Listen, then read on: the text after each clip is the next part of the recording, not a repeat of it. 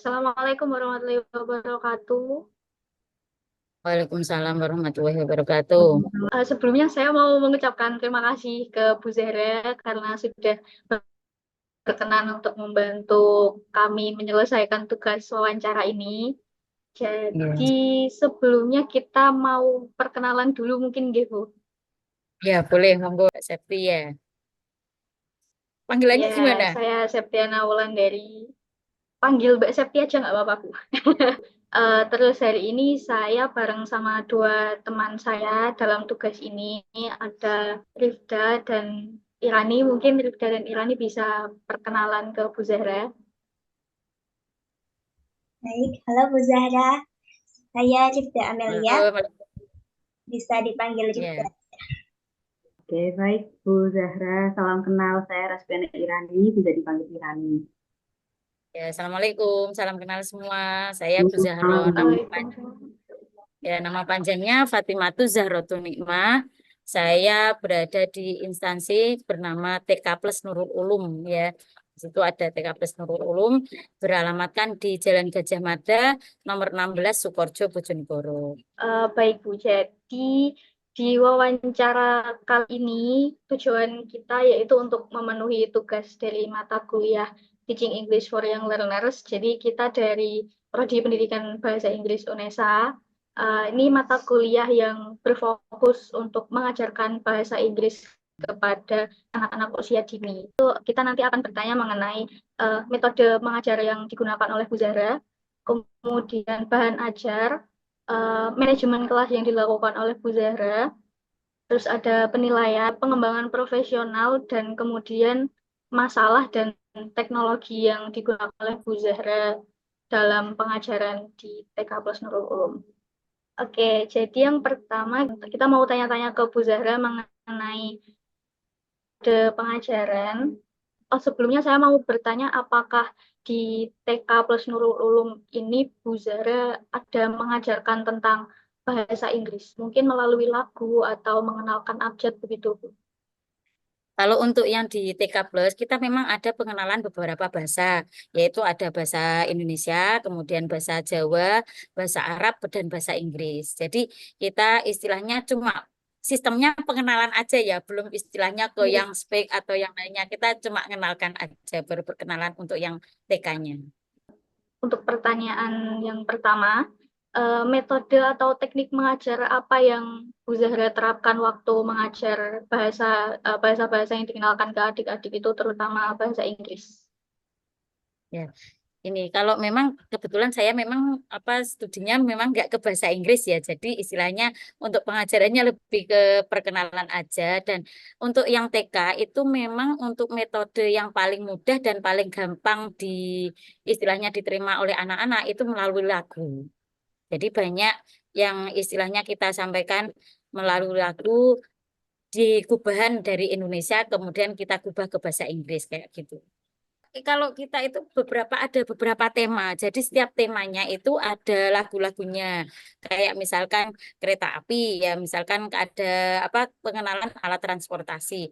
Pertama itu kita bicycle itu sepeda pancal, motorcycle itu sepeda motor, aeroplane itu pesawat terbang, tren kereta api, ship kapal laut gitu. Terus kita ubah lagi kayak ke bahasa Arab.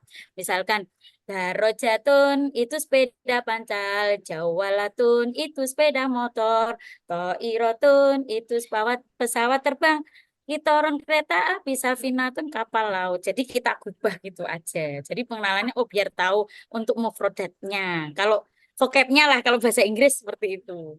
Kita ubah. Terus kayak awal masuk, misalkan peace be upon you kan kayak gitu awal masuknya itu kita kan pakai peace be upon you also peace be upon you terus no let's pray together kayak perintah-perintah yang sekiranya mudah itu kita pakai bahasa Inggris single clap hand one kayak gitu one hore single clap hand one hore double clap hand one two yes yes kayak gitu jadi istilahnya sedikit-sedikit nggak terus semuanya pakai bahasa Inggris udah iya Untuk pertanyaan ketiga, saya lanjutkan ya, Bu. iya. Mengapa Ibu Zahra dan rekan-rekan guru menerapkan metode mengajar ini di TK Plus Nurul Ulum, Bu? Soalnya kan sekarang itu memang untuk yang di desa-desa mungkin kebanyakan belum ada karena bahasa Inggris kan istilahnya dari apa ustadzahnya atau gurunya itu kan mungkin masih kurang kayak kemampuannya kan kadang kurang. Tapi kalau kita itu pinginnya setidaknya anak-anak itu tidak istilahnya gaptek. Soalnya kan semua sekarang teknologi kan pakainya bahasa Inggris semua. Nanti bicara mungkin dari program-program dari apa kan semuanya kan memang bahasa internasionalnya kan pakai bahasa Inggris. Jadi setidaknya anak-anak itu tahu open close kayak gitu. Jadi kan sedikit-sedikit setidaknya mereka tahu lah kayak gitu. Kira-kira Ya, respon adik-adik siswa dalam penerapan metode tersebut bagaimana ya?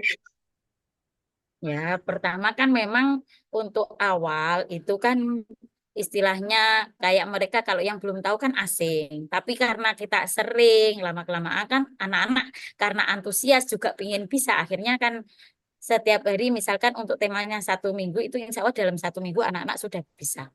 Soalnya sering dengar. Yang kedua karena juga istilahnya dengan cara yang seneng kan kayak kita dengar seneng pengen tahu dengan gerakan enggak cuman kaku aja kan kayak istilahnya bicycle kan kayak gitu kan ada gerakannya gitu kan anak-anak sering dengar terus seneng juga akhirnya kan anak-anak bisa kayak gitu. Karena anak-anak antusias terus, mungkin ada satu atau dua anak yang sekiranya masih kesulitan gitu nggak, Bu?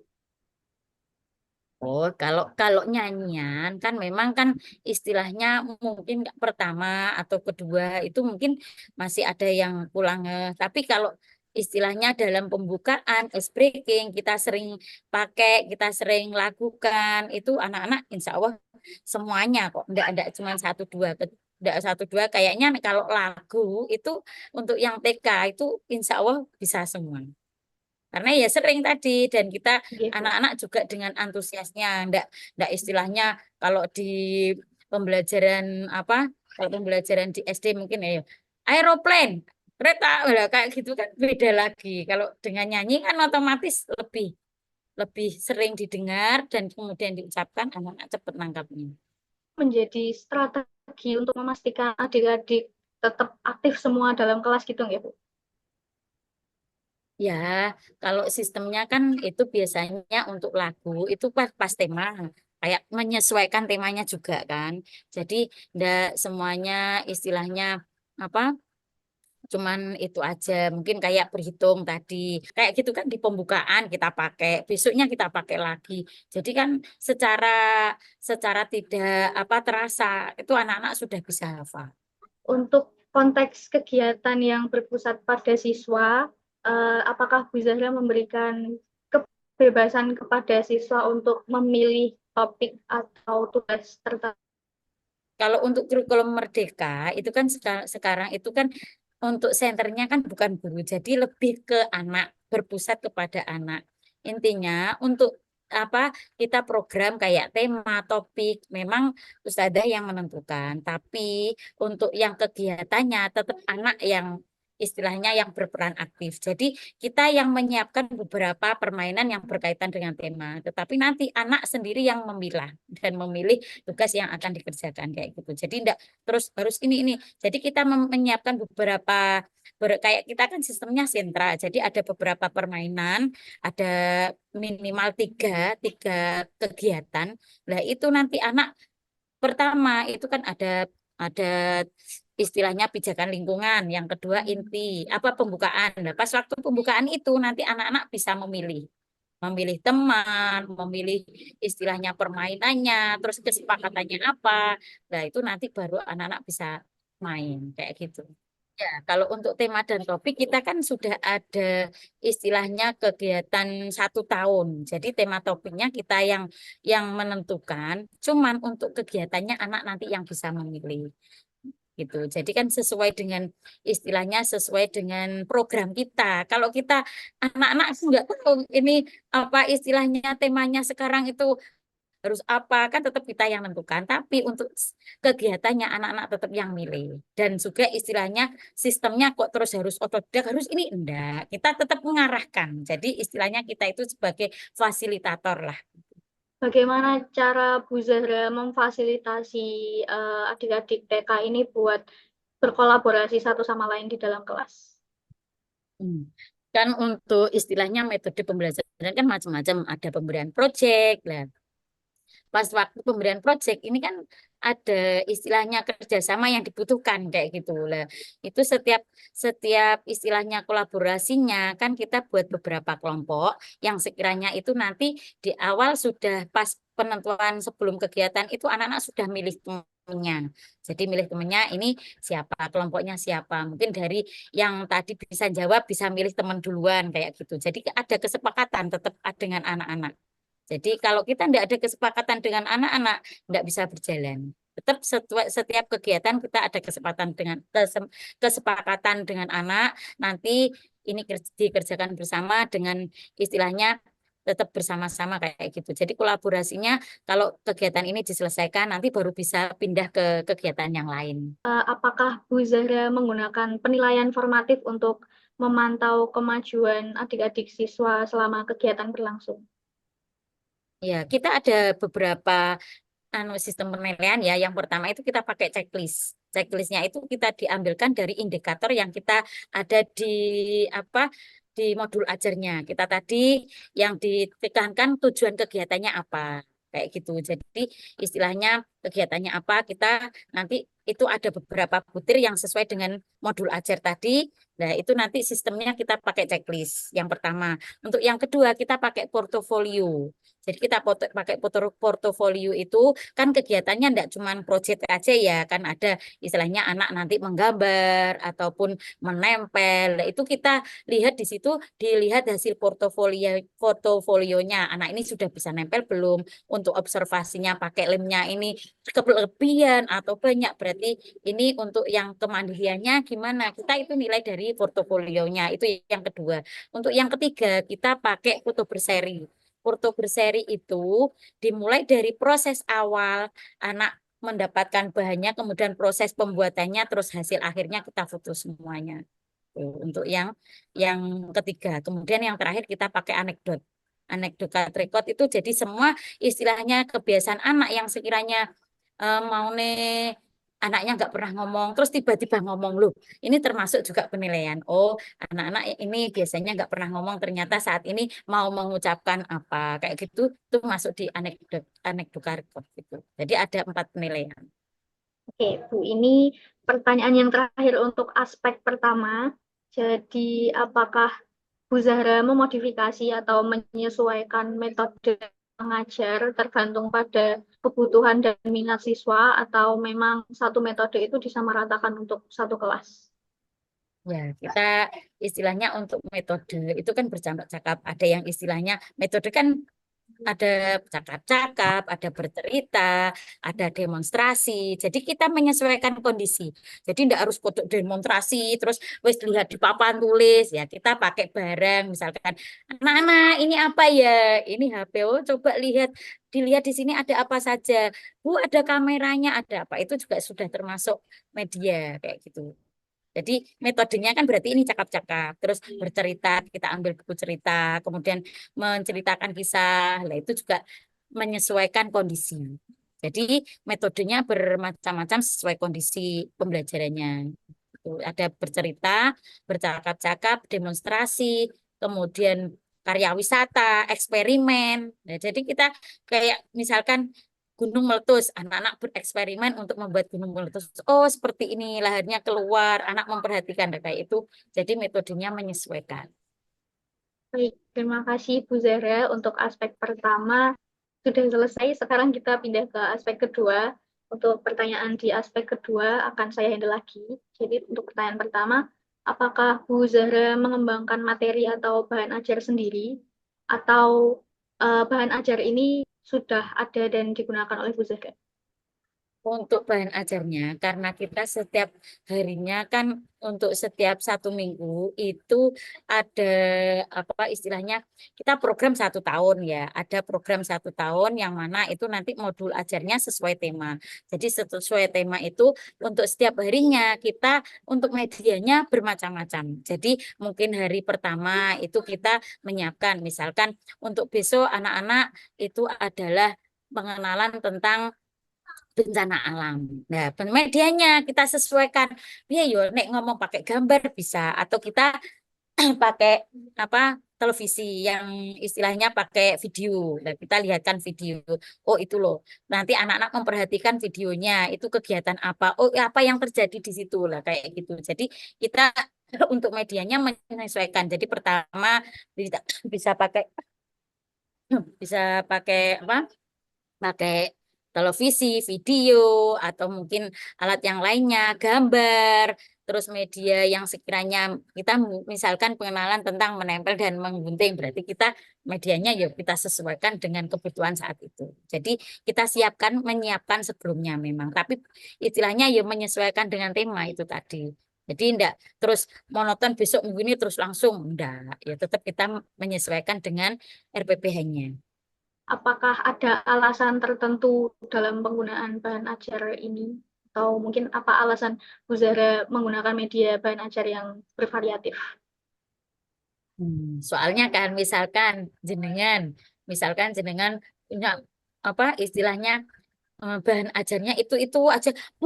Anak sering apa mudah bosan jadi kok aku wis tahu kayak gitu. Aku wis pernah. Aku lo itu lagi kan bosen. Anak-anak itu kalau cuman itu aja otomatis bosen. Kalau kita bervariatif, mungkin daya apa istilahnya keingintahuan anak itu, itu apa ya? Kan mesti menarik keingintahuan anak. Lah kalau anak ingin tahu otomatis memperhatikan. Lah kalau wis anu, lah wis tahu. Ya, otomatis kayak gitu. Jadi perhatiannya anak kan enggak ke anu mungkin lah bu wis tahu kok, kayak gitu. Jadi keinginannya untuk belajar kan enggak ada, minatnya enggak ada. Jadi kalau kita bervariatif otomatis dengan bahan-bahan yang baru, anak itu keinginannya itu kan otomatis itu apa ya? Kan kayak gitu. Terus kayak video enggak pernah dilihat kan memperhatikannya kan lebih lebih seneng kayak gitu loh. Kalau wis tahu yo lah kayak gitu. Jenengan yo kayak gitu. Kalau sudah kenal lama, lah paling gitu. Tapi nek belum kenal kan, siapa ya kayak gitu. Iya ndak? Kira-kira kelebihan dan kelemahan lain apa yang terdapat dalam bahan ajar yang digunakan oleh Bu Zahra? Untuk bahan ajar itu kan memang kadang itu kekurangan kita itu untuk gunting, mungkin kadang untuk persiapannya jumlahnya anak, mungkin bahannya kurang. Kayak lem, mungkin istilahnya kadang kan kita sudah nyiapkan, tapi anak-anak kadang istilahnya makainya istilahnya terlalu bleber kayak gitu. Jadi mungkin ya istilahnya lebih ke apa ya? Persiapan kita lah. Kalau kita persiapannya matang, insya Allah ya semuanya ya berjalan dengan. Jadi kalau sesuai misalkan bahannya anaknya 17 berarti kita nyiapkan ya 17. Kalau misalkan kurang dari itu berarti yo tetap nggak bisa jalan lancar. Jadi tetap kita ke persiapan kita. Kalau kita siapnya optimal, insya Allah jalannya juga lancar semua. Kalau kendalanya misalkan ya kita sudah nenteng-nenteng mau lihatkan video, ya toh. Ternyata lampunya mati, kan nggak bisa jalan kayak gitu. Kelemahannya istilahnya ya lebih ke kondisional mungkin kayak gitu. Terus pengen nyata no TV ternyata listriknya mati, kan nggak bisa lah. Lebih ke seperti itulah yang insidental maksudnya ndak terlalu apa, ndak terlalu diprediksi maksudnya kayak gitu. Sekarang kita beralih ke materi. Bu Zahra membuat sendiri materi yang akan diberikan ke adik-adik. Lalu bagaimana Bu Zahra mempertimbangkan pengembangan materi ini dengan preferensi adik-adik siswa? Ya, untuk kita kan sekarang memang istilahnya kita pakai kurikulum merdeka. Jadi kita diberi kebebasan untuk membuat istilahnya program atau kegiatan pembelajaran. Jadi semuanya kita buat sendiri dengan perencanaan tentunya. Maksudnya kalau kita tidak punya perencanaan, ya otomatis Nanti tetap tidak tersistem dengan bagus. Jadi semuanya kita yang bikin dengan struktural yang dimulai dari modul ajar. Setelah kita buat modul ajar, otomatis kita terapkan di RPPH-nya. Setelah di RPPH-nya sesuaikan dengan menyiapkan sesuai dengan kegiatan yang kita buat di RPPH kayak gitu. Kita buat sendiri dengan sistematis otomatis. Oke, selanjutnya kenapa Bu Zahra memilih materi ajar tersebut dan bagaimana materi tersebut bisa mendukung pembelajaran siswa di kelas? Nah, kita kan setiap lembaga, setiap apa istilahnya instansi kan mempunyai KOSP, kurikulum operasional sekolah. Lah kita punya kurikulum sendiri. Kalau kita enggak punya kurikulum, kita enggak bisa menerapkan itu. Jadi yang pertama kita harus punya kurikulum. Lah kurikulumnya saat ini kita adalah pakai kurikulum Merdeka dan di situ adalah dengan adanya modul ajar dan RPPH. Itu yang harus disiapkan untuk kegiatan pembelajaran. Dan adanya tentunya terakhir nanti ada refleksi dan juga penilaian. Tuh. Bagaimana Bu Zahra memastikan bahwa materi ajar yang diajarkan dapat mengakomodasi berbagai gaya belajar siswa yang berbeda-beda? Kan untuk daya apa istilahnya anak belajarnya kan beda-beda. Ada yang visual, ada yang auditori, ada yang istilahnya kinestetik, wis diemu serai, nggak mau dengarkan, kayak itu. Tapi kita punya sistemnya yaitu tadi dengan adanya kesepakatan bersama. Setiap pembelajaran kita mulai dengan kesepakatan. Kalau kita istilahnya kesepakatan itu dalam artian aturan. Kita harus punya aturan. Setiap kegiatan kita mulai dengan aturan. Jadi pertama kita misalkan mau sholat ya, mau sholat peraturan sholat. Satu, sholatnya khusyuk. Dua, mulutnya dipakai untuk membaca bacaan sholat kayak gitu. Jadi ada aturan-aturan yang kita terapkan untuk anak-anak. Jadi pas waktu pembelajaran otomatis dengan kesepakatan yang kita sudah sampaikan. Nah, nanti kalau misalkan ada yang melanggar kan ada konsekuensinya seperti itu. Jadi ada kesepakatan sebelum adanya kegiatan pembelajaran dengan anak-anak. Waktunya makan, harus apa, itu jadi Baik, ada kesepakatan dengan mereka, kayak gitu. oke, saya lanjut gitu. Untuk pengembangan materi ajarnya, apakah Bu Zahra menyediakan ruang untuk keingetahuan dan kreativitas siswa? Ya, itu tadi di dalam sentra, kita kan pakainya sentra, ada sentra peran, ada sentra eksplorasi, ada sentra apa sentra balo, ada sentra persiapan. Nah, di situ otomatis untuk pengembangan materinya itu kita sesuaikan dengan tema tadi dan kita terapkan di kegiatannya. Misalkan kayak kegiatan temanya misalkan pengenalan tanaman ya. Kita misalkan pengenalan tanaman. Nah, di situ ada nanti anak-anak diajak sama-sama main. Kita siapkan bahan-bahannya ada apa kita buat seperti pasar lah. Kita ada siapkan buah, ada siapkan lainnya.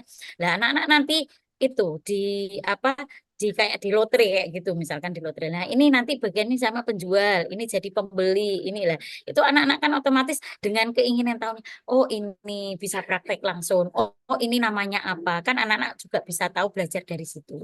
Jadi dengan sistem bermain kita selesai nanti kita ada tanya jawab yang apa istilahnya menuju dengan kegiatan tadi. Oh, itu tadi apa saja ya kayak gitu. Jadi materinya istilahnya kita dengan susunan tadi yang sekiranya menyesuaikan dengan istilah tujuan kita kegiatannya itu untuk apa lah kayak gitu. Kalau kita mengenalkan buah dengan dia di istilahnya ada kangkung, ada apa istilahnya ada buah lah itu kan oh ini bedanya apa ya ini buah apa ini sayur apa itu kan nanti di situ jadi materinya kita tetap ke tujuan pembelajarannya tujuannya apa kemudian kita masukkan di tujuan kegiatannya tadi apa istilahnya masuk di kegiatannya tujuan kegiatannya apa nanti perolehannya di pencapaian ke indikatornya tetap Gitu. kecapaiannya yang disampaikan apa capaiannya ini yang ingin kita apa peroleh. Jadi terus kita masukkan di kegiatan kayak gitu loh. istilahnya yo anak-anak itu materinya sesuai dengan apa tujuan kita itu apa, kita terapkan dengan dimasukkan dalam kegiatan yang sekiranya nanti bisa masuk ke dalam materi, maksudnya gitu. Pengenalan buah berarti kita bawa buah kayak gitu loh, maksudnya kayak. Apakah siswa diberikan opsi atau kebebasan dalam menggunakan atau menyesuaikan materi ajar dari ibu guru? Kayak istilahnya ada kebebasan anak itu macam-macam kayak bermain balok. Nanti pertama itu kita tetap tentukan untuk pengenalan tentang geometri misalkan. Nah, ini nanti adalah bentuk segitiga mana disuruh ambil. Nah, sekarang anak-anak bebas membuat karya yang sekiranya menggunakan bahan ini kayak gitu. Itu juga termasuk kebebasan. Kemudian dalam memilih permainan itu juga anak-anak juga dikasih kebebasan juga. Ada menggambar, ada menulis, ada yang istilahnya menempel, itu juga kebebasan anak bisa memilih di situ. Jadi enggak terus dipaksakan, wis pokoknya gunting. Enggak boleh kayak ini, ya enggak. Jadi tetap ada kebebasan. Kira-kira bagaimana Bu Zahra memastikan materi ajar ini mendukung pembelajaran yang berpusat pada siswa? Yaitu tadi dengan penilaian. Atau kita nilai checklistnya kan kita kan pakai itu tadi, pakai checklist kan untuk indikatornya yang masuk ini lah kegiatan ini masuk enggak? Misalkan cuci tangan apa menjaga kesehatan ya. Di situ kan kegiatannya mencuci tangan. Anak-anak bisa enggak? Berarti kalau sudah bisa berarti kan materi kita capaian kita sudah tercapai dilihat dari checklist itu tadi. Oh, anak sudah mampu kayak gitu. Jadi kita tetap ada penilaian. Jadi untuk mengetahui istilahnya materi kita itu masuk benar-benar enggak di situ. Untuk pertanyaan selanjutnya, apakah siswa dapat berpartisipasi dalam merancang atau menyesuaikan beberapa bagian dari materi ajar? Anak-anak bisa ikut misalkan kan gini. Nah, teman-teman, kita itu misalkan punya satu apa istilahnya satu bahan misalkan buah ya gitu. Nah, teman-teman ini mau dipakai apa ya? Bu, saya mau bikin teh, mau dibuat es kan misalkan bawa jeruk satu. Bu, saya mau makan aja. Itu boleh. Bu, saya maunya pakai jus. Nah, jadi anak bisa memberikan istilahnya apa istilahnya pendapat mereka untuk materi yang sekiranya saat itu mengenalkan buah. Jadi bisa bisa istilahnya bisa memberi masukan. Jadi tidak harus gurunya aja. Jadi istilahnya tetap anak-anak berpusat kepada anak. Oke, ini pertanyaan terakhir untuk aspek yang kedua, Bu. Bagaimana cara Bu Zahra menilai keberhasilan materi ajar ini dalam meningkatkan keterlibatan dan pembelajaran siswa di kelas? Ya, ya itu tadi untuk yang kita ingin mengetahui hasilnya tetap dengan penilaian. Ada beberapa apa penilaian itu tadi yang setiap hari harus ada itu checklistnya. Jadi indikator yang sesuai itu harus kita checklist sudah muncul atau belum muncul gitu. Checklist kemudian hasil portofolionya. Jadi kan anak kan tadi mengerjakan kegiatan apa? Anak sudah bisa belum enggak ya? Kalau misalkan gambarnya selesai apa enggak? Terus ini nempelnya beneran apa enggak? Mewarnainya itu oret-oretan apa itu kan tetap dinilai di situ. Terus yang terakhir otomatis kita punya dokumentasinya. Oh, ini loh benar-benar hasilnya anak tadi. Jadi kita sebagai guru mungkin nggak semuanya, tetap untuk satu hari itu kita kita kan dalam satu minggu.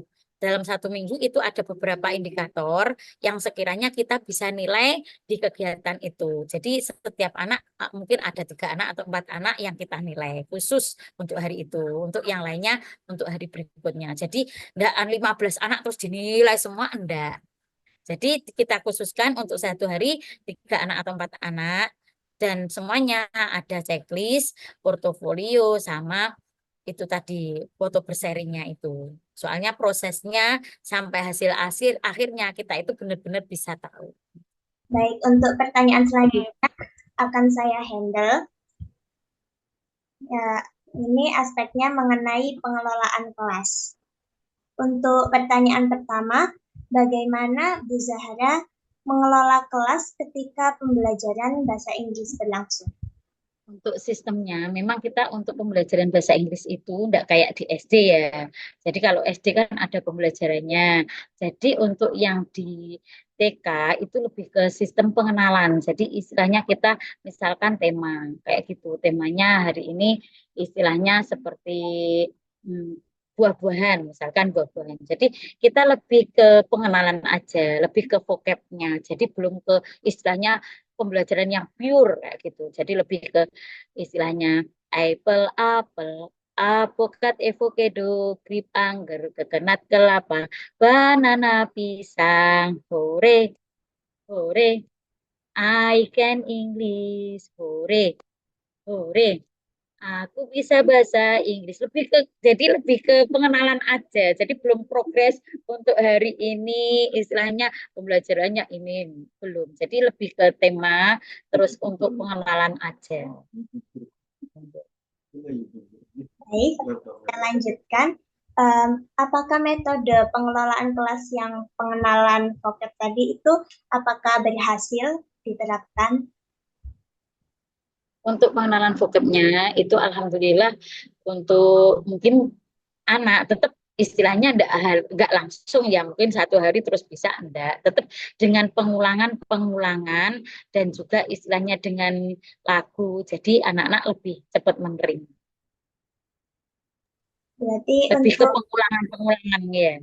ya untuk membuat Diulang. metode tersebut berhasil diperlukan pengulangan gitu ya, Bu? Ya, pengulangan ya. Kan nggak harus istilahnya hari ini wis langsung bisa, enggak. Tetap ada pengulangan-pengulangan biar anak-anak lebih sering dengar kan lama-lama anak-anak bisa. Baik, selanjutnya bagaimana Ibu memfasilitasi partisipasi aktif siswa dalam pengelolaan kelas? Untuk pengelolaan kelas, memang kan istilahnya kalau kelasnya kita tidak kondusif, otomatis kan pembelajarannya tidak berjalan lancar. Nah, otomatis kita setiap ada kegiatan mulai dari awal sampai akhir kita itu ada kesepakatan bersama. Jadi semuanya dengan kesepakatan. Jadi anak-anak ini waktunya belajar ya, peraturannya apa kita sampaikan. Jadi tetap dengan kesepakatan yang kita sepakati dengan anak, biar untuk pembelajarannya bisa berjalan dengan kondusif. Kalau misalkan ada yang melanggar, kita ingatkan. Jadi dipanggil, misalkan Hasna 1, Hasna 2, nanti step pertama itu ada peringatan, kedua nanti ketiganya baru nanti ada konsekuensinya untuk punishment-nya. Tadi kesepakatannya gimana? Kalau sudah dipanggil 3 kali ternyata tidak memperbaiki, berarti ada kesepakatan. Jadi di awal setiap kita punya kesepakatan dengan. Baik, selanjutnya, apakah terdapat elemen dalam metode pengelolaan kelas yang mendukung kemandirian dan tanggung jawab siswa terhadap pembelajaran mereka? Ya, otomatis alhamdulillah untuk yang di TK kita itu tidak ada yang namanya ditunggui. Jadi ini tidak ada anak yang ditunggui, kan biasanya kalau di istilahnya di TK-TK di desa kan biasanya anak-anak banyak yang ditunggui orang tuanya ya. Jadi kita itu untuk yang di TK kita itu sama sekali tidak ada yang ditunggui. Otomatis pertama anak-anak harus terbiasa dengan mandiri, dengan tanggung jawabnya yaitu menyelesaikan tugas tadi, bertanggung jawab istilahnya dengan pekerjaannya. Nah itu tadi dengan peraturan yang awal harus menyelesaikan tugas kayak gitu.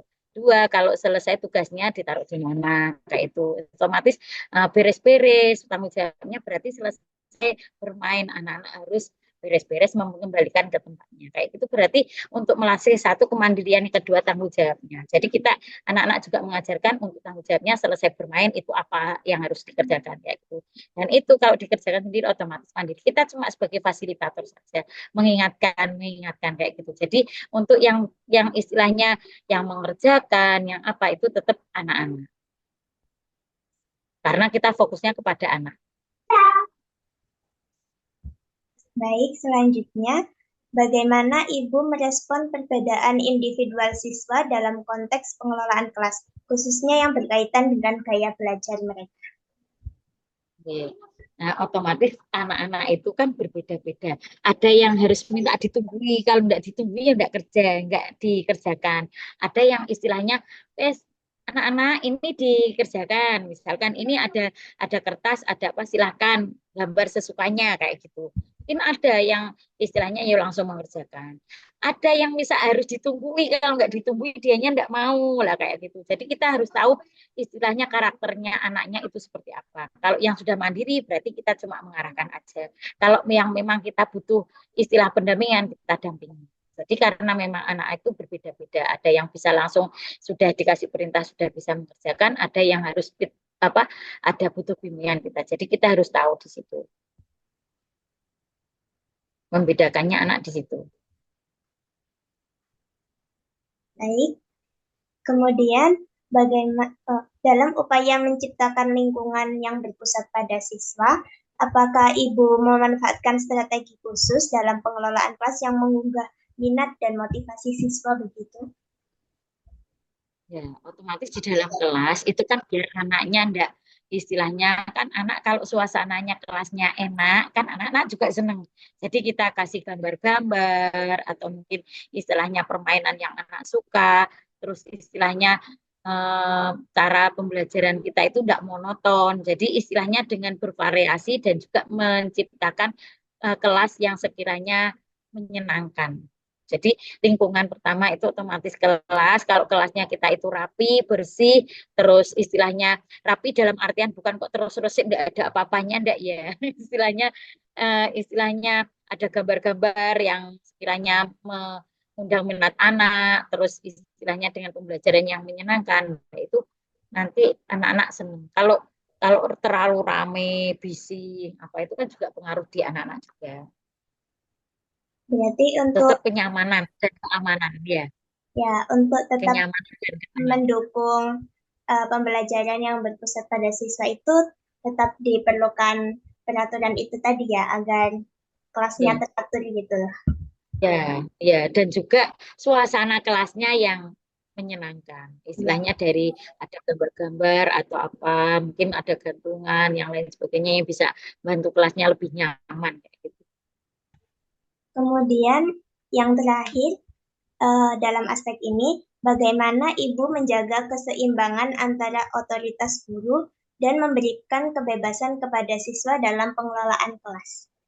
Untuk kita istilahnya anak kan tetap kita sebagai ustazah, sebagai guru otomatis punya otoritas. Istilahnya dalam artian istilahnya tidak terus langsung anak-anak harus ini itu enggak, otomatis kita itu lebih ke pembimbingan anak, kemudian anak otomatis istilahnya kalau ingin apa, kalau sekiranya memang tidak membahayakan mereka ataupun istilahnya kegiatannya itu masih dalam hal yang misalkan kayak bermain apa sekiranya masih bisa ditoleran tetap sesuai dengan anaknya. Kita enggak terus itu enggak, istilahnya tetap kita memfasilitasi saja dan sebagai jadi bedanya anak itu sebagai pusat pembelajarannya, kita itu sebagai fasilitator aja, sebagai pembimbingnya aja.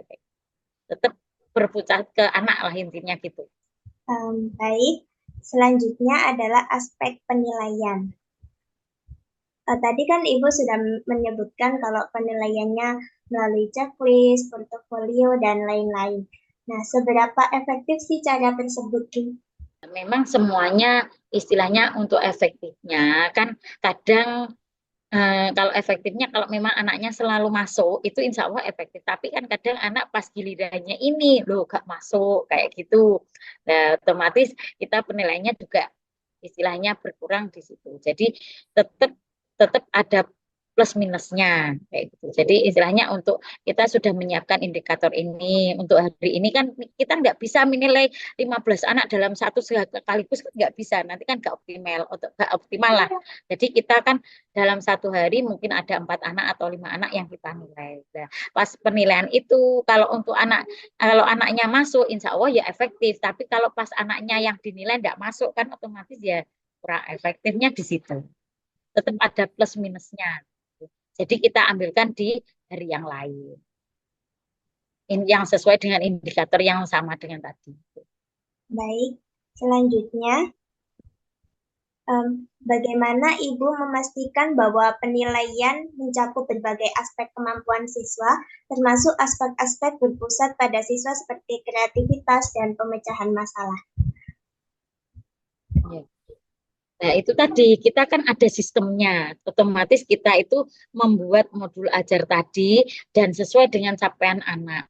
Kalau kita tahunya ya itu tadi untuk capaiannya, misalkan kan kita ada capaiannya ada 3.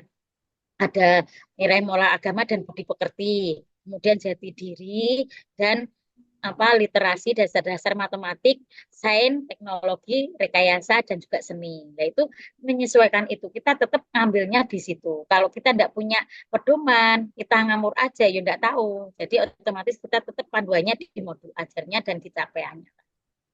Baik, selanjutnya, apakah terdapat mekanisme umpan balik yang diterapkan untuk membantu siswa memahami perkembangan mereka dan merencanakan tindakan perbaikan? Untuk refleksinya kan tetap ada. Jadi istilahnya kan kadang kita membuat materi ini, tapi ternyata istilahnya tidak sesuai. Berarti kita ada evaluasi ke situ. Oh, kurangnya kita ke apa? Jadi kita untuk pembelajaran selanjutnya kita sudah ada evaluasi di situ. Oh, berarti kemarin nggak cocok. Pas waktu misalnya pas waktu kita pakai ini ternyata anak-anak ada rame atau gimana kan tetap ada evaluasinya. Nah, itu setelah kita evaluasi ada refleksinya untuk yang kedua. Baik, berarti tetap ada refleksinya begitu ya untuk perbaikan. Ya, untuk kedepannya ya. Ya, selanjutnya, bagaimana Ibu mempertimbangkan perbedaan individual siswa dalam proses penilaian? Karena kan gaya belajar siswa kan berbeda-beda, ada yang visual, auditori, kinestetik begitu. Jadi bagaimana proses Ibu menilai perbedaan gaya belajar siswa tersebut? Kalau untuk daya belajarnya siswa kan memang beda-beda, tapi kita kan tetap bisa nilai dari kemunculan itu tadi. Kalau misalkan dianya misalkan cuci tangannya walaupun dengan istilahnya tidak mendengarkan biasanya, tapi ternyata kita fokusnya ke bisa menjaga kesehatan ya. Itu tadi anaknya dengan kegiatan mencuci tangan. Nah, walaupun dianya itu istilahnya muter-muter, tapi nek pas waktu diperintahkan ternyata bisa mencuci tangan dengan penilaian itu tadi anaknya bisa kan berarti sudah muncul. Jadi kan walaupun berbeda-beda tetap dinilai dari itu tadi. Jadi indikatornya ini sudah masuk apa belum kan gitu. Jadi di checklist itu tadi oh ini sudah bisa. Walaupun tetap istilahnya cara belajar mereka bersama berbeda-beda tapi dengan penilaian oh ini sudah muncul. Nah, gitu. Jadi tetap dengan penilaian itu tadi. Membedakannya ya nek pas waktu istilahnya waktu kegiatan yang sekiranya bisa ngantri atau apa kan anak bisa dilihat di situ gitu loh. Nah, ngantri kan walaupun dianya istilahnya auditori, tapi dianya pas waktu bilang ngantri berarti anak juga sudah bisa. Jadi istilahnya kayak baca, kayak nulis. Kalau misalnya kita targetnya sudah tercapai, berarti anaknya juga berarti sudah muncul di situ. Jadi kita lihatnya tetap ke penilaiannya. Walaupun berbeda-beda, misalkan anaknya yang jalan, nulisnya itu kayak bombak keliling atau apa, tapi ternyata kita misalkan targetnya anak mengenal angka 6. Nah, pas waktu ditanya, dinilai, ternyata anaknya bisa kan berarti kita targetnya sudah bisa. Tetap dilihat di target penilaiannya, pencapaiannya anak. Berarti dilihat dari hasil akhirnya begitu ya? Iya. Tetap kita lihat dari hasil akhirnya. Kalau misalkan ternyata anaknya kan suka keliling, tapi coba tunjukkan angka 6. Ternyata anaknya bisa kan berarti targetnya sudah tercapai gitu aja. Nggak usah bingung mikir istilahnya anaknya jalan-jalan atau apa, tapi kalau misalkan dianya dengan mendengar sudah bisa berarti targetnya anak sudah tercapai itu aja. Kalau mikirkan dengan cara belajar mereka, nggak selesai nanti. Iya, tetap kita lihat hasil akhirnya. Dilihat hasil akhirnya, targetnya kita itu istilahnya pembelajarannya di apa. Misalkan tentang berdoa, walaupun dianya itu dengan keliling, pas ditanya di tes, coba doanya mau makan, ternyata bisa kan berarti sudah muncul kayak gitu. Tetap dengan penilaian itu tadi nilai. Baik, selanjutnya, tadi kan Ibu bilang penilaiannya berupa checklist, portofolio itu kan termasuk penilaian formatif. Nah, apakah Ibu juga menerapkan penilaian sumatif seperti nanti di akhir sebelum kelulusan ada tes atau apa begitu? Untuk tesnya kalau di TK itu memang kayak doa-doa apa itu ada tesnya. Jadi kan kita tahu kan untuk yang portofolio hasil dari melipat, menggunting itu bisa kita lihat dari hasil karyanya. Tapi untuk kayak misalkan targetnya kita misalkan menghafal dari surat Anas sampai dengan surat Al-Kafirun misalkan. Nah, itu kan kita tahunya juga dari tesnya. Jadi tesnya untuk menghafalkan itu tadi dilihat anaknya sudah hafal apa belum, kan tetap ada itu. Terus nulis kayak gitu kan tetap. Nah, nulisnya kan enggak terus kayak ujian di sekolah SD anak-anak kan enggak, cuman kan kita coba anak-anak nulis angka 6 itu juga sudah termasuk tes. Jadi dalam lembar itu misalkan anak nulis atau apa itu sudah termasuk tes. Berarti di akhir nanti tetap ada seperti tes kecil-kecilan. Ya. Lembar kerja lah kayak gitu. Cuman kan istilahnya enggak kayak yang di SD terus istilahnya mengerjakan ya enggak, tetap kita bimbing mana ya angka 6. Terus untuk hafalannya coba hafalan untuk surat Anas. Kan itu kan dilihatnya kalau anak sudah bisa menghafalkan. Kalau belum kan berarti nilainya kan tetap belum. Tetap butuh tes untuk itu. Baik, selanjutnya bagaimana Bu Zahra menjaga keadilan dan objektivitas dalam menilai siswa, khususnya dalam konteks pembelajaran berpusat pada siswa? Ini kan istilahnya harus kontekstual juga, objektif juga. Jadi enggak kita istilahnya anak kita senengi cah, terus tak nilai biji api. Enggak, yes, pokoknya sesuai itu tadi kan ada dokumentasi. Jadi ada awal, proses sama akhir. Jadi otomatis kita kan nilainya enggak bisa asal-asal wis tak senengi tak nilai api. Enggak. Kalau untuk yang TK kan istilahnya lebih ke jati diri anak, kemandirian anak kan kayak gitu, anaknya yang mandiri. Terus enggak lebih ke nilai kayak yang di SD kita nilai 7 dan nilai 10 kan enggak gitu. Jadi lebih ke perkembangan dan kesiapan anak. Jadi beda kalau yang di TK itu enggak terus istilahnya yang dinilai kok sing tak senengi iki, aku tak biji ape, enggak ada seperti itu. Jadi lebih objektif lah. Baik, pertanyaan terakhir dari saya. Apakah siswa terlibat dalam refleksi atau evaluasi diri terkait penilaian mereka?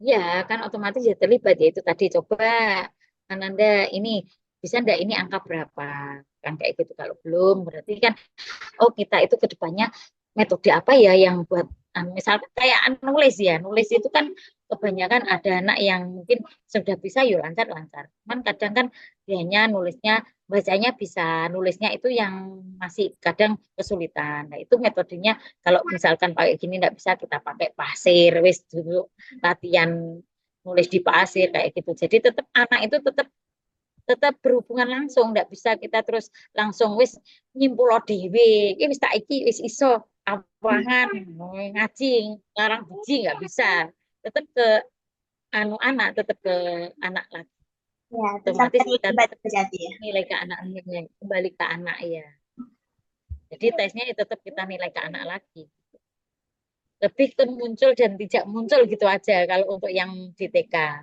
Enggak ke nilai terus nilainya 100 atau 70 enggak. Kita lebih ke perkembangannya.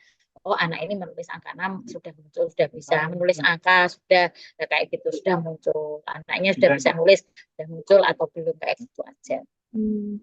Jadi enggak ke lebih ke istilahnya angka kayak terus nilainya 70 apa gitu.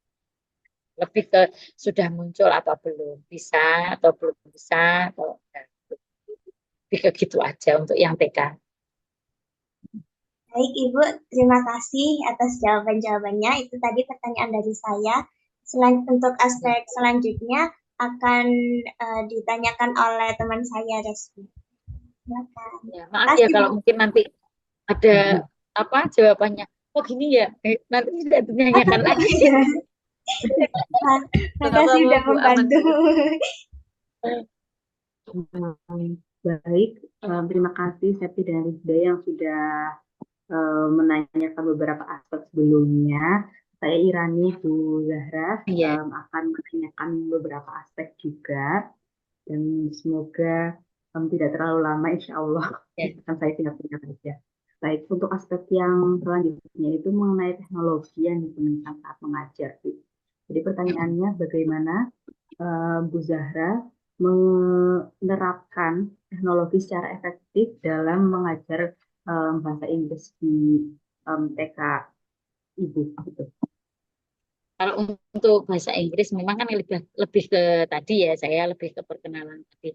Nah, anak-anak kalau misalkan dengan teknologi sekarang kan yang mudah, yang seneng kan dengan lagu-lagu. Nah, itu kita bisa pakai televisi atau istilahnya Google, YouTube itu ya, YouTube kan banyak itu lagu-lagu istilahnya pakai bahasa Inggris, A B C D E F G kan itu kan banyak lah, itu lebih kita pakai ke TV atau mungkin pakai apa istilahnya video-video yang kita ambil yang kita pakai teknologi televisi itu yang lebih lebih pakai laptop. Terus untuk istilahnya yang yang efisien ya itu aja, yang ke pengenalan bahasa Inggrisnya ya lebih ke video pakai teknologi televisi.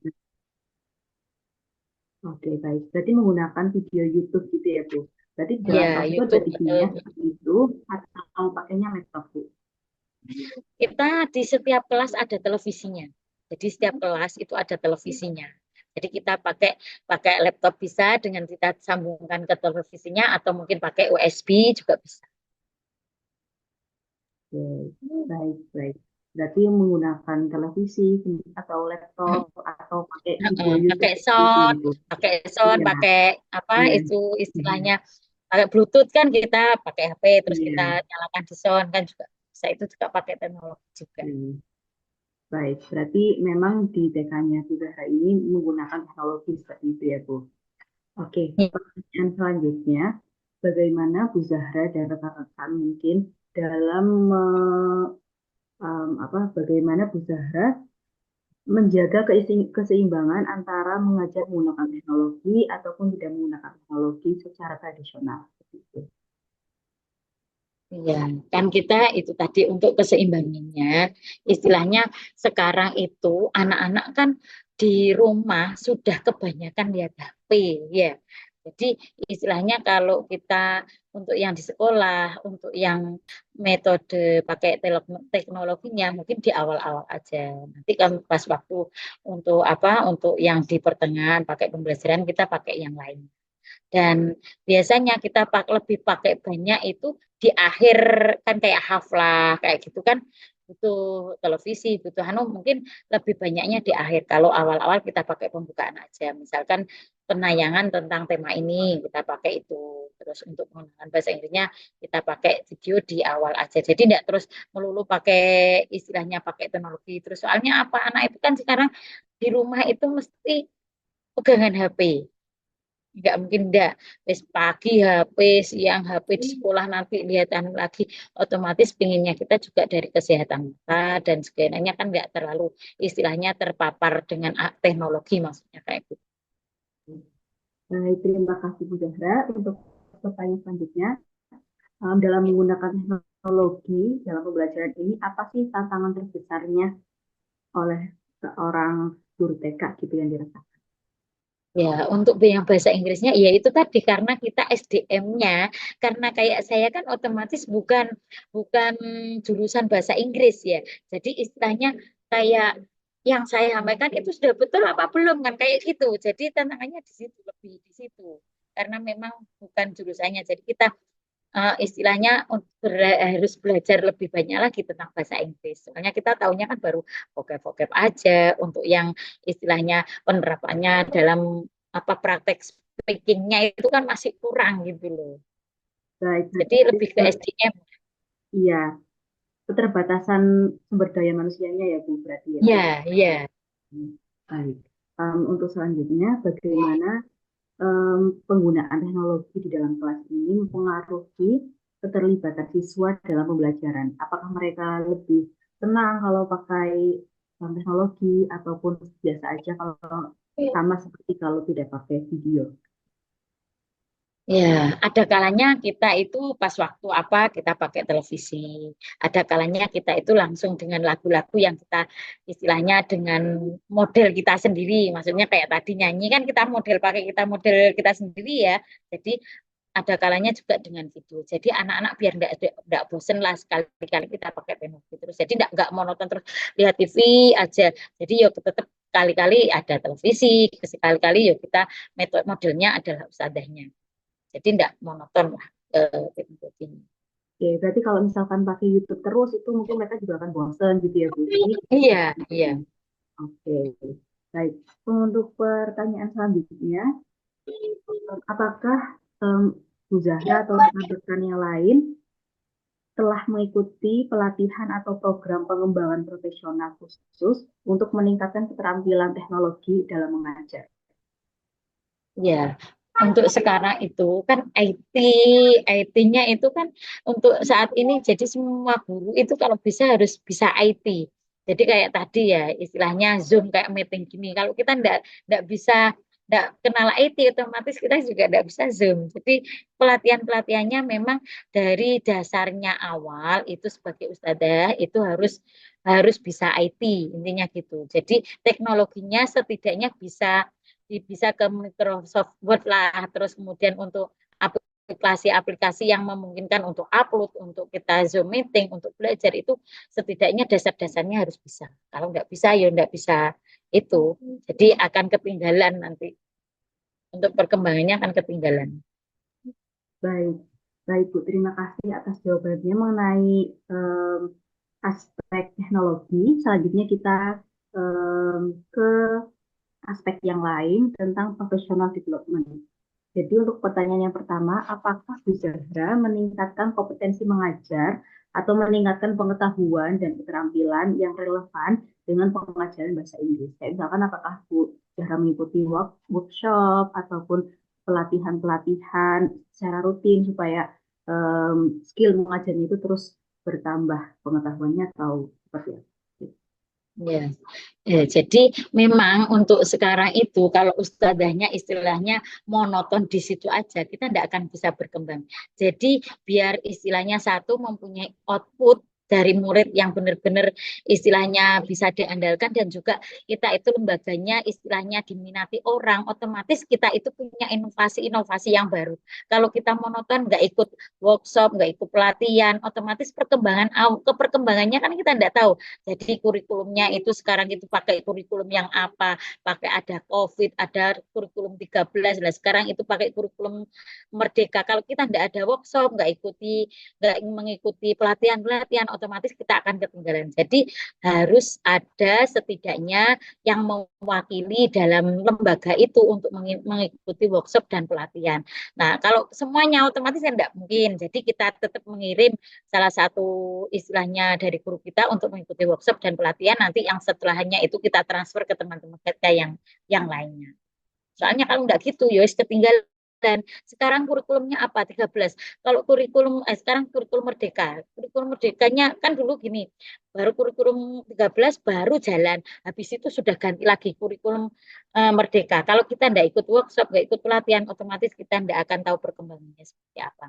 Dan sekarang ganti sudah kurikulum nasional kayak gitu. Jadi tetap dalam satu lembaga yang pingin benar-benar punya istilahnya diminati dan juga biar nggak ketinggalan harus ikut workshop dan pelatihan. Baik, berarti setiap instansi itu paling tidak memberikan perwakilan kalau misalkan ada workshop atau pelatihan seperti itu ya Bu.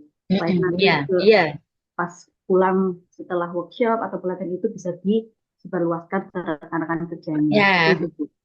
Ya, soalnya kan kadang jadwalnya workshop kan waktu kegiatan aktif biasanya kan kayak gitu. Nah, kalau diikutkan semua anak-anak otomatis ngajar siapa, masa diliburkan terus kan otomatis tidak maksimal. Jadi untuk istilahnya biar jalan semua yaitu tadi perwakilan, kecuali yang memang harus mengikutkan semua. Oke, baik. Terima kasih atas jawaban yang pertama tentang professional development. Yang selanjutnya adalah apakah Zahra atau rekan-rekan itu ada keterlibatan dalam komunitas guru atau forum diskusi untuk berbagi pengalaman dan strategi pembelajaran bahasa Inggris di TK Bu Zahra? Atau ada forum diskusi bersama biblioteka, tentang bahasa Inggris, atau Untuk saat ini kan memang untuk yang istilahnya program-program apa program-program TK itu kan lembaga itu kan beda-beda. Kalau untuk yang bahasa Inggris ya khusus loh nggih, untuk bahasa Inggris itu kan tidak semua lembaga menerapkan. Jadi kalau sementara ini untuk yang kita misalkan untuk program-program itu ada sih istilahnya perkumpulannya kayak IGTK. Untuk TK kan ada guru-guru TK, ada IGTKI, kemudian ada Himpaudi, kemudian ada Gugus. Nah, untuk sementara ini untuk yang TK itu lebih ke program-program pembelajaran dan lain sebagainya. Untuk bahasa Inggris khusus, ini memang tidak semuanya istilahnya ada programnya. Jadi untuk diskusi, untuk apa kita biasanya antar lembaga dan juga ada istilahnya lembaga yang khusus kayak kalau di yayasan saya kan ada ada ada 3 layanan, ada untuk yang ICP itu RAICP itu International Class Program, jadi ikut ke Cambridge. Nah, di situ dia menggunakan bahasa Inggris. Nah, jadi kita itu yo istilahnya kita diskusi kita dengan ya sekilanya lembaga yang memang di situ menerapkan ada bahasa Inggrisnya. Kayak The NAF, kayak gitu Sidoarjo itu kan ada pengenalan bahasa Inggrisnya. Kita belajarnya di situ. Tanya-tanyanya di situ. Oh, ini programnya seperti ini. Kita menyesuaikan dengan lembaga yang memang punya istilahnya penerapan bahasa Inggrisnya. Tidak semuanya soalnya. Oke, baik Bu Zahra, terima kasih atas jawabannya. Kita lanjut ke pertanyaan selanjutnya. Setelah Bu Zahra mendapatkan pelatihan atau mungkin mengikuti workshop tentang bagaimana kurikulum yang baru atau strategi mengajar yang baru yang harus ditetapkan itu, dampak dari kegiatan tersebut, pengembangan profesional tersebut terhadap kemajuan diri pribadi maupun kinerja mengajar itu ada atau enggak sih Bu? Ya, tetap ada dong. Kan otomatis setelah kita Bisa workshop diceritakan gitu. terima ilmu baru otomatis satu. Yang kedua otomatis kita itu bisa istilahnya mengambil istilahnya oh ternyata kita harus ini kan tetap hasilnya. Untuk satu pribadi otomatis kita pengetahuannya tambah. Yang kedua kita itu bisa membuat istilahnya penerapan yang baru untuk lembaga. Jadi kita itu biar soalnya apa sekarang kan lembaga kan banyak. Nah, kita itu bersaing. Kalau kita punya inovasi yang baru, hasilnya bagus, lah otomatis kan tetap nanti apa hasilnya kan tetap berbeda. Tetap workshop dan itu apa istilahnya pasti untuk manfaatnya diimplementasikan banyak. Bu. Ya. Pasti diimplementasikan di dalam pengajaran seperti itu ya Bu. Ya, iya. Diterapkan. Oke. Baik Bu Zahra, saya lanjutkan ya ke aspek yang terakhir. Oke. Jadi aspek yang terakhir ini adalah masalah-masalah yang dialami dalam mengajar anak usia dini seperti itu. Oke, yang pertama, apakah Bu Zahra mengalami kesulitan dalam mengajar bahasa Inggris kepada anak-anak? Kalau misalkan iya bisa diceritakan seperti apa? Nggak harus spesifik bahasa Inggris, tapi mungkin kesulitan-kesulitan yang dirasakan. Iya, itu tadi kesulitannya memang kadang itu kita itu lebih ke kekurangan istilahnya dari SDM kita ya istilahnya untuk istilah-istilah kan kadang beda-beda misalkan kayak apa pekerjaan kan ada option ada apa gitu kan otomatis yang kita sampaikan itu yang mana yang umum yang mana karena kita kan juga kadang untuk kekurangannya di SDM-nya ke bahasa Inggrisnya karena memang kita bukan jurusan ke bahasa Inggris kan gitu jadi istilahnya kadang kesulitan kita itu istilahnya dari beberapa vocab itu kan ada macam-macam misalkan house, home kan kayak gitu kan beda tuh ya ada house, ada home, ada rumah maksudnya rumah itu kan bisa house, bisa home nah kayak gitu kita itu yang kita sampaikan yang mana jadi otomatis lebih ke kesulitannya yaitu tadi untuk lebih ke SDM-nya kita kurangnya karena kurang gitu. Berarti kalau dalam bahasa Inggris itu memang SDM-nya yang kurang mumpuni karena memang tidak ada yang background-nya bahasa Inggris seperti itu ya Bu? Iya, di situ. Baik, kalau misalkan anak-anaknya sendiri Bu, kira-kira apakah mereka itu sering rame sehingga membuat kesulitan dalam mengajar atau seperti apa? Ya, untuk alhamdulillah sih anak-anak kalau cuman istilahnya untuk vocab aja itu alhamdulillah tidak ada kesulitan ya. Itu tadi kalau kita sering mungkin ya ada beberapa anak sih yang sekiranya tadi kayak lupa misalkan kayak istilahnya kayak nyanyi itu kan ada yang sepenangkap, ada yang juga. Jadi tinggal kemampuannya anak sih yang berbeda-beda. Oke, baik. Berarti kalau dari anak-anaknya itu insya Allah memang mereka bisa menguasai seperti itu ya Bu. Iya.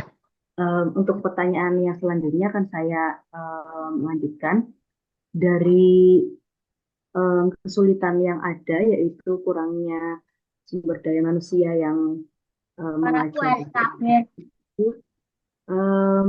Bagaimana Bu Zahra atau rekan-rekannya lain dalam mengatasi kesulitan tersebut?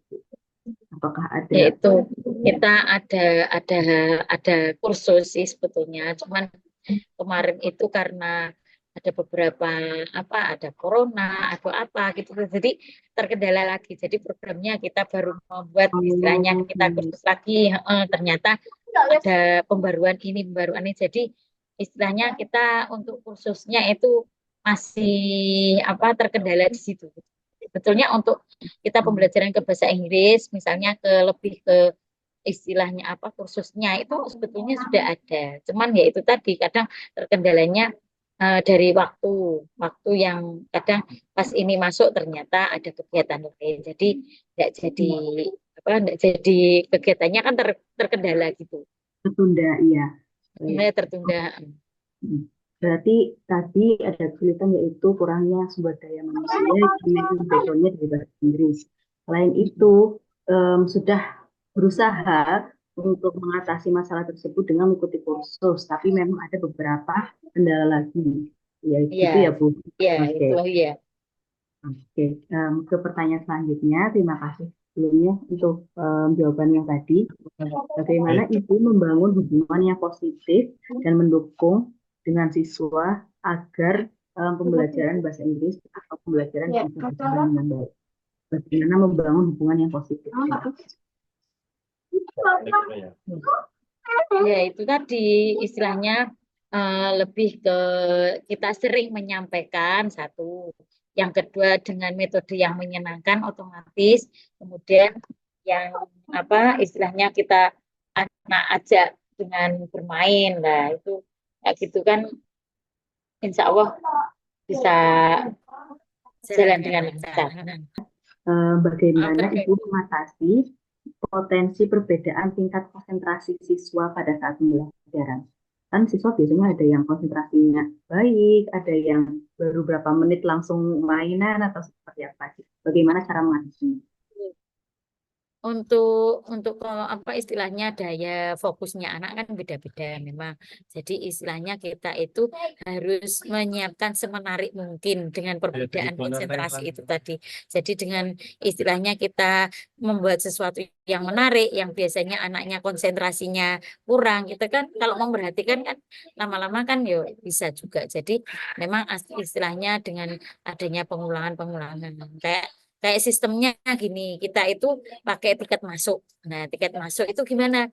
Anak-anak kan kita kenalkan misalkan buah. Ini ada beberapa buah ya. Ini kita kenalkan misalkan gambar banana, kemudian gambar stroberi, kemudian mangosteen, terus istilahnya ada watermelon, terus pineapple. Nah, itu ada beberapa gambar yang sekiranya pas awal kita istilahnya kita perkenalkan dulu. Setelah kita perkenalkan, anak berbaris ke belakang.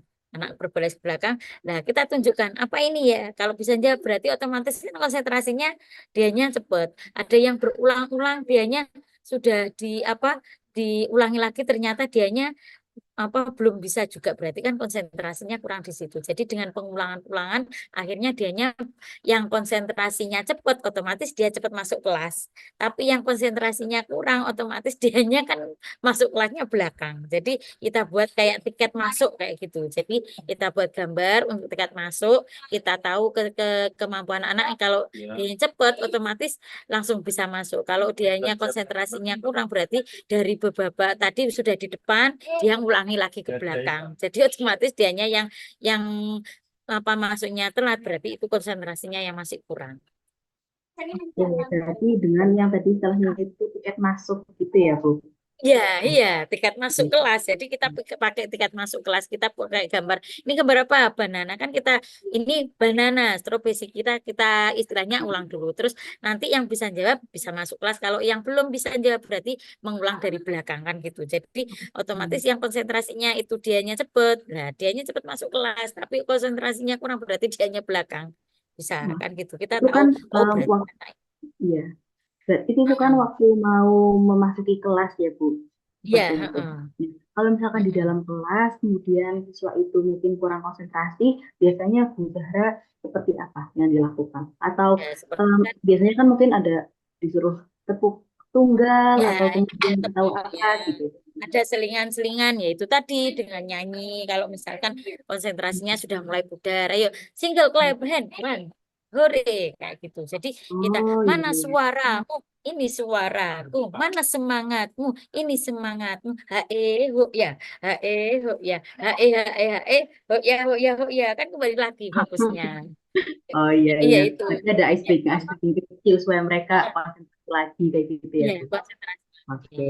Baik, Gurunya juga dengan yo istilahnya gurunya juga harus punya yang sekiranya nggak bosenin gitu mungkin dengan oh iya. kata yang cukup atau apa Harus variatif ya, Bu.